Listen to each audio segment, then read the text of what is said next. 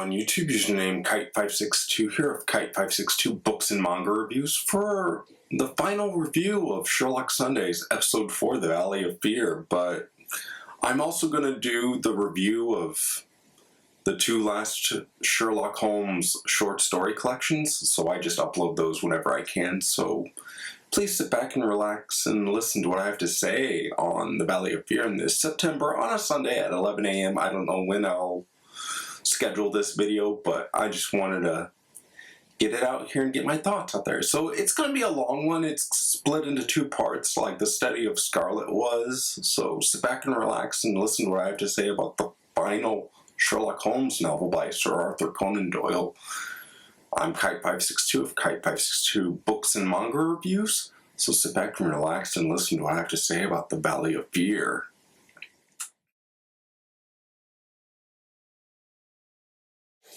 Okay, so for the plot of part 1, which is titled The Tragedy at Birlstone, Sherlock and Watson are investigating the murder of a man named Mr. Douglas of Birlstone Manor House, which Douglas was murdered last night according to Alec MacDonald, the inspector of Scotland Yard in this case. And so for the first side note, this novel's chapters are quite short and to the point, and they're split into two parts. The first part being the tragedy at Birlstone, and then the second part being the Scowrers. The Scowrers, I really don't know how you're supposed to pronounce it, but yeah, that's part 2. And I'll definitely leave a chapter down in the description so you can jump from one part of this video to another. And so, continuing on with the first side note, I also enjoyed how everything picks up pace with the actions from decoding a mysterious letter to figuring out there was a murder of a man of high status, all wrapped up in 5.5 pages within the first chapter of The Tragedy at Birlstone, which I thought was really interesting. And I'll be sure to leave a link on the top right of this video to the book that I cite from up here.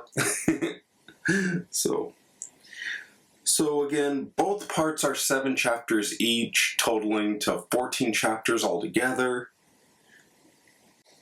And so for the side note number 2, it turns out our murder man's name is John Douglas, according to page 809, chapter 2 of The Valley of Fear. Could Professor Moriarty be responsible for this? Or could it have been staged by somebody to hide their own tracks? Who knows? Read The Valley of Fear to find out. And also, John's death was from facing the front end of a shotgun. Could his death also have been staged by somebody? That's another question here.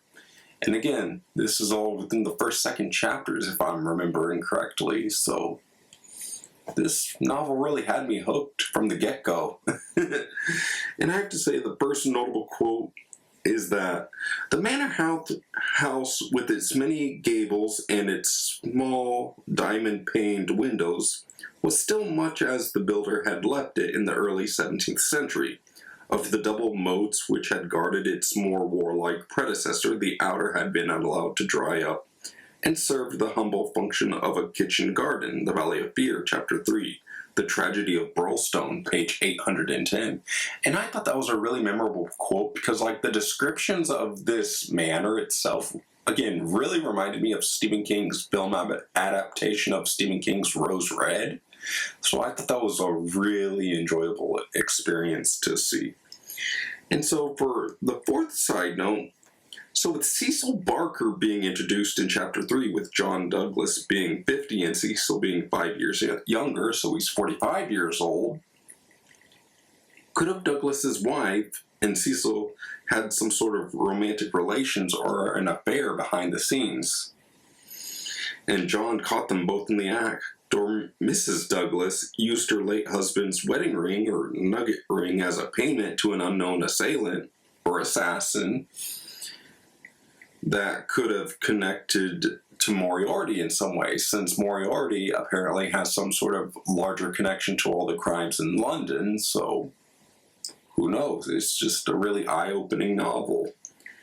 And so for the 5th side note, Even though part 1 of the Valley of Fear is setting up, I really did enjoy how gruesomely the scene was described with how John Douglas suddenly died. It almost has the same intensity as a classic Law and Order episode. So, I also found out the reveal of Bodymaster McGinty. I don't know if his first name's Jack, along with Jack Mcmurdo, so I'm just going to call him Mr. McGinty from here on out. So, he was a really enjoyable character, along with Mr. Douglas's use of the term the Valley of Fear. So, again, read the novel to find out more details. I'm not going to spoil anything more. And so, I have to say for my next favorite quote, would you be afraid to sleep in the same room with a lunatic, a man with a softening brain, an idiot whose mind has lost its grip? The Valley of Fear, page 838, and that was from Sherlock Holmes talking to Watson after this whole spiel, which I thought was pretty funny. And so for my final thoughts on part 1, the tragedy at Birlstone really reminded me of a combination of the short story The Naval Treaty and the first part of the first Sherlock Holmes novel, in part 1 of a study of in Scarlet. So anyway, on to part 2.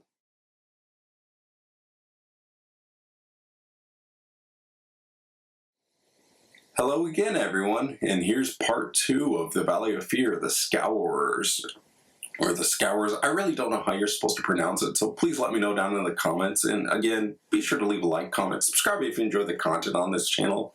So let's get on with part 2 of the Valley of Fear, the Scowrers. So for the plot of part 2, it seems to focus on the mining boss Jack McGinty, or Bodymaster McGinty, if you will, of Vernissa Valley, who might have had a mysterious connection to a gang of murderers called the Scowrers. And I have to say, my first question after reading this part, could part 2 of the Valley of Fear show more about how powerful and connected Jack McGinty is before he crossed paths with John Douglas, or Mr. McGinty, for this matter? And so, for the first side note, the first chapter of part 2 really reminded me of a film from the 80s called My Bloody Valentine for some reason. It just popped into my mind with how everything was described in like a mining type of facility with like lodges and everything for all the workers. So, as I read the first chapter of part 2 of the Valley of Fear, as some of the miners' workers were introduced in this scene, basically, so apologies if I get a little tongue-tied, so. And also, for side note number 2, Teddy Baldwin is the leader of the Scowrers, it seems, and also McMurdo seems to be infatuated with a girl named Eddie Schaefer, E-T-T-I-E, Schaefer. So, but it seems she was promised to McGinty according to page 860, or Teddy Baldwin. I really can't decipher it too much, and I'm keeping this second part short and to the point because there's a lot of spoilers within certain chapters, so I'm just gonna leave it to you to read the Valley of Fear. Again, I'm gonna leave a link up to the top right of this video, like in the middle of part 1. So, my final thoughts on part 2 of the Valley of Fear. I thoroughly enjoyed both parts of this novel. The moments between Eddie Schaefer and Jack Mcmurdo kind of remind me of some moments from Dracula. Mainly the way Jonathan proposes to Mina in the novel, which I thought was really sweet and really well described. So, mainly the way Jonathan proposes to Mina in the novel. I also feel that part 2 of the Valley of Fear was a much better backstory plot than the Country of Saints from the first novel in the Study of Scarlet, because the Study of Scarlet novel was also in 2 parts, being the main case of a study in Scarlet, and then part 2 being the Valley of the Saints. So I thought the Valley of Fear was a really well thought out novel as a whole. And again, I wanted to keep this part as short and to the point as possible.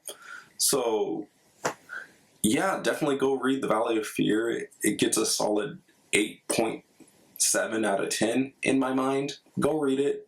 And again, I'm Kite562 of Kite562 Books and Manga Reviews, signing out. And thank you all to have subscribed, or welcome if you are new. Again, I'm Kite562, signing out. And as always, I hope you have a wonderful day, everybody. Later.